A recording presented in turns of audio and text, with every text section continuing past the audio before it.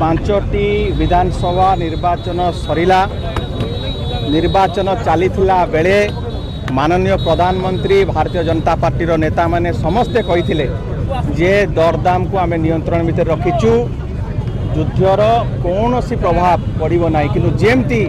निर्वाचन सरीगला आपण मैंने लक्ष्य करुवे 11 दिन भितर 8 टंका वर्तमान बढ़ी सारा आमर प्रश्न ये पूर्णछेद पड़ो फुल स्टॉप ना आगु को एमती आपण बढ़े चलिए स्लो पॉइजन दे चलिए लोक मानू आप क्लारिटी दिंतु कौन एक्चुअली वास्तविक स्थिति आउ केते बढ़िबो 50 टका बढ़िबो कि 100 टका बढ़िबो 200 पार हबो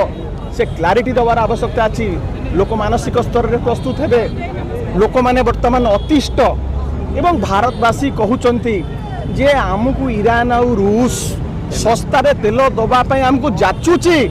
आमे कौन आमको आमर मजबूरी कौन अच्छी कौन बाध्यबाधकता कौन दुर्बलता आमर रही जाइछि।